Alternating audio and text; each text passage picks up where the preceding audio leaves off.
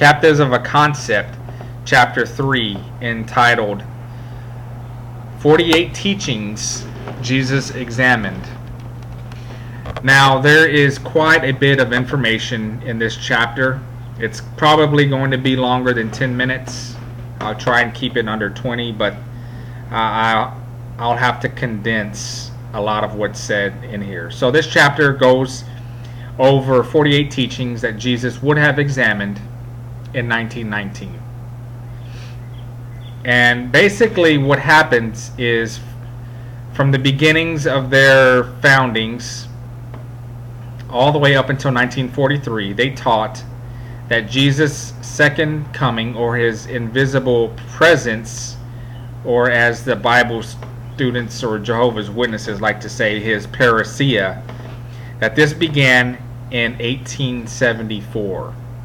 And then in 1943, they changed that and said that his presence began in 1914. And this comes from the Proclaimers book, Jehovah's Witnesses, Proclaimers of God's Kingdom.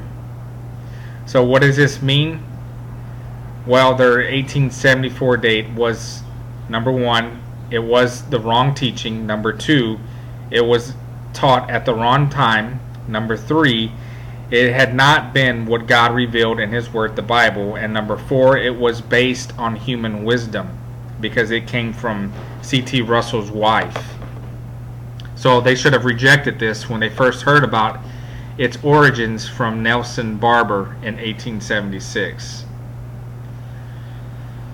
So also it brings out here in point number 4 that according to what they teach today, the Jehovah's Witnesses, for 35 years, from 1879 to 1914, the title on their magazine, Zion's Watchtower, Herald of Christ's Presence, was announcing that Jesus was present when actually he wasn't. Did you catch that? The title of their famous watchtower, Zion's Watchtower, was proclaiming his presence, when they changed it later and said that he didn't become king until 1914. So we have a total contradiction.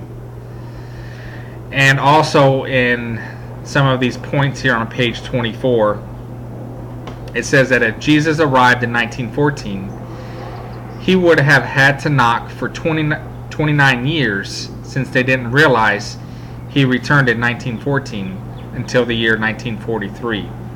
And this is based on Luke's account in chapter 12, where it said that the faithful and discreet slave would be happy only if on arriving only when arriving Jesus found them watching for his return. So they were, again, 40 years early, and then when they changed it, they were 29 years late.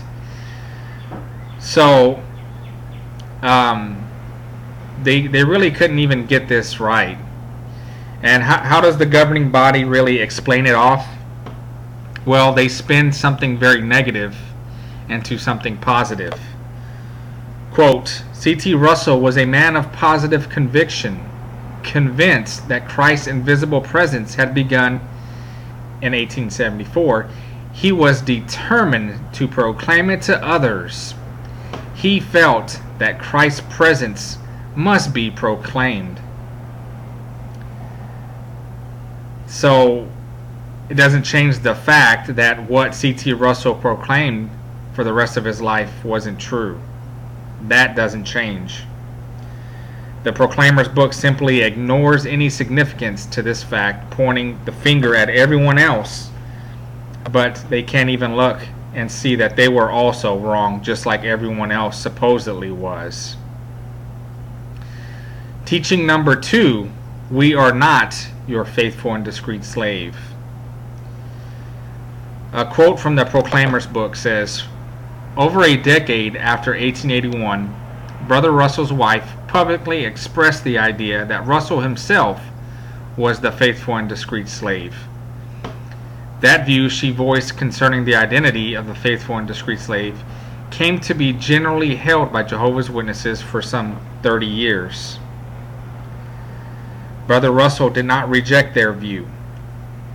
After those 30 years, the understanding expressed by Russell in 1881 was that he was not the slave, and this was reaffirmed in the Watchtower of February 15, 1927.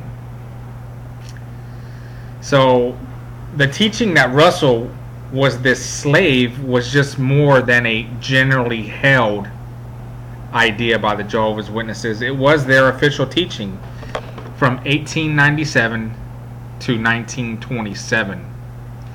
And the author makes a good point. It says, this would be like saying, well, it's generally held that 1 + 1 = 2. So what this is saying is very important. It's saying that from about 1897 to 1927, or about 30 years, the society was teaching that Russell was the faithful and discreet slave. And therefore the society was not that slave. What this means is even more important, because what they were teaching for 30 years was not true. It had been based on C.T. Russell's wife's human wisdom. And even on page 143 of the Proclaimer's book, it says, Brother Russell's wife expressed the idea that Russell himself was the faithful and discreet slave. And of course, when they say that she did this publicly, they have to be referring to the Watchtower magazines themselves. She printed this in Watchtower Teachings. So it also means that according to their interpretation of Matthew 24, verse 45 through 47, in the spring of 1919, Jesus was saying to those associated with this society, you are my faithful and discreet slave. But according to their history, they are saying, we are not your faithful and discreet slave. Again, we have a total contradiction. So if in 1919 Jesus had asked this question, who really is the faithful and discreet slave, they would have answered according to what they believed. The faithful and discreet slave is C.T. Russell. There wasn't anyone on earth or in heaven that could change anyone else's minds, or even C.T. Russell's successor, J.F. Rutherford, until J.F. Rutherford himself changed it in 1927. But again, it was too late. How does the governing body explain all of this? Well, when they do try and explain it, they often misrepresent what the society was teaching at that time, as they do on page 16 of the January 15, 1994 Watchtower, where it says, quote, in 1919, that slave was identified as the remnant of anointed Christians. But that is not true. They didn't identify that slave this way until 1927. In 1919, that slave was still identified as Charles Taze Russell. Point number 3, teaching number 3, the sewing machine and Christ's 1,000-year reign. Today, Jehovah's Witnesses are still looking forward to the beginning of Christ's 1,000-year reign. But the food that Russell had provided right up to his death was that Christ's 1,000-year reign had already begun. Can you imagine that? In the forward in the 1916 edition of The Time is at Hand, Studies in the Scriptures, it said, quote, the Bible chronology herein presented shows that the 6 great 1,000-year days, beginning with Adam, are ended, and that the great 7th day, the 1,000 years of Christ's reign, began in 1873. Russell placed so much emphasis on modern inventions that had come into existence by 1873 as proof that Christ's 1,000-year reign had begun that year. We see this by this quote. The sewing machine, one of the first, began to reach its perfection 43 years ago in 1873. Yeah, that's what food was being served in that time period. So here, the governing body once again treats an incorrect teaching as having no significance other than the fact that Russell was simply mistaken. They seem to be incapable of thinking in terms of what Jesus would have thought about it when checking to see if the society had been truly faithful and discreet about what they had been teaching about his 1,000-year reign. Teaching number 4. Millions now living will never die. In February 1918, just when they say that Jesus began his examination, President J.F. Rutherford began a worldwide public lecture campaign with the above title, Millions Now Living Will Never Die. He published a booklet in 1920, and then he published a book also later on. And this is what he said in that book, Millions Now Living Will Never Die. Quote, "We may confidently expect that 1925 will mark the return of Abraham, Isaac, Jacob, and the prophets of old." This was on page 89 of his book, Millions Now Living Will Never Die. Yeah, so faithful men of old, mentioned in Hebrews chapter 11, would be resurrected to help in the administration of Christ's 1,000-year reign here on the earth. And this is what he also says confidently. Based upon the promises set forth in the divine word, we must reach the positive and indisputable conclusion that millions now living will never die. Page 97. Was this the right teaching? No. Was it the right time to be teaching it? No. Did this teaching come from God's Word, the Bible? No. Was it rejected because it was human wisdom? No. Why does this matter? Well, because Jesus' illustration doesn't allow for his faithful and discreet slave to be proclaiming false teaching or prophecy at any time, especially not during the time they say that Jesus was examining them. Why? Because they were faithful and discreet. How does the governing body explain all this off? Well, the Proclaimer's book doesn't tell us exactly what was said during those times, but they do admit that Rutherford was mistaken. As with all other teachings that are not true, this one is also treated as if it didn't matter that Rutherford's message was not true.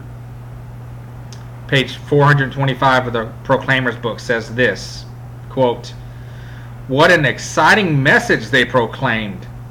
Newspaper notices and billboards were used to advertise the lectures. The subject was intriguing." Would Jesus have thought that Rutherford's subject was intriguing? Millions now living in 1925 will never die. On page 632 of the Proclaimer's book, they go on to mention some of the wonderful blessings it would have meant for mankind if that message had been true. They say this, quote, "What a happy prospect. Though mistaken, they eagerly shared his message with others."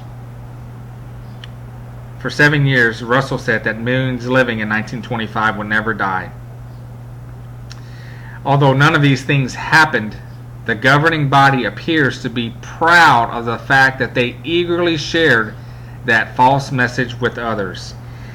Even worse, on page 698 of the November 15, 1955 Watchtower, it says this, quote, "Stirring up increasing interest in them, Jehovah caused to be preached from 1918 the startling public message, 'Millions now living will never die.'"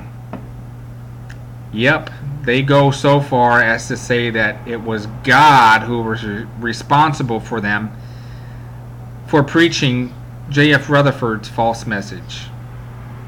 Wow. Both C.T. Russell and J.F. Rutherford had set numerous dates for specific events that were said to arrive from Bible chronology and Bible prophecy. You can read almost all of these in the 6 studies in scriptures and the finished mystery. And the author has a partial list of other dates and events associated with the society that they acknowledge today that are not true. Of course, Jesus would have known himself that they were not true the moment they started teaching them. And so we have this list of all 38 other dates and events that didn't happen. 32 of these are attributed to C.T. Russell, and 8 of these are attributed to J.F. Rutherford. In the July 1984 Watchtower, C.T. Russell said this, quote, "We see no reason for changing the figures, nor could we change them if we would. They are, we believe, God's dates, not ours." J.F. Rutherford said that his date was indisputable. He also went on to say that they had more proof in their 1925 date than Noah had regarding the ark and the deluge. So of all the above dates and events that were said to be fulfilled in Bible prophecies, none of them turned out to be true. They were all false. Of course, they go on to mention in the book, the author goes on to mention about Christmas, that they didn't stop celebrating Christmas until more than 7 years after Jesus inspected them. They didn't stop birthdays until, again, another 7 years after Jesus inspected them. They didn't change their views on the cross and its pagan origin until 1931. They continue to teach the Great Pyramid of Giza up until 1929. So, what's really going on here? These are not the right teachings. These are not the right time to be teaching them.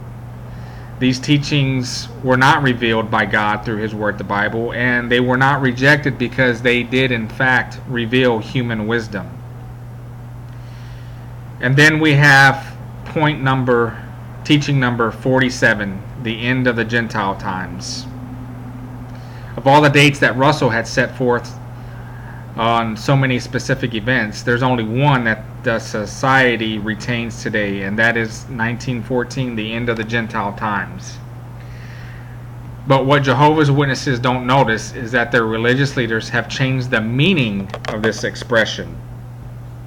Footnote number 63 on page 36 says this, quote, "The meaning of the end of the Gentile times was changed from referring to the complete end of the Gentile rule to referring to the end of their uninterrupted rule," which was brought out in the 1975 yearbook, page 72. Their Gentile rule being invisibly interrupted in 1914 by an invisible Jesus Christ, who was invisibly present as he was being invisibly enthroned to begin his invisible rule from the invisible heavens. Jehovah's Witnesses have no problem accepting this explanation because it comes from what they believe to be God's visible organization. What irony.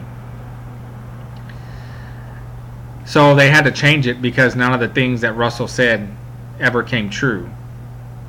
And so this would definitely disprove that the Gentile times, did not happen in 1914. Notice this quote: "Within the coming 26 years, all present governments will be overthrown and dissolved. In view of this strong Bible evidence concerning the times of the Gentiles, we consider it an established truth that the final end of the kingdoms of this world will be accomplished by the end of AD 1914. So this was taken from the 1916 edition of The Time Is at Hand.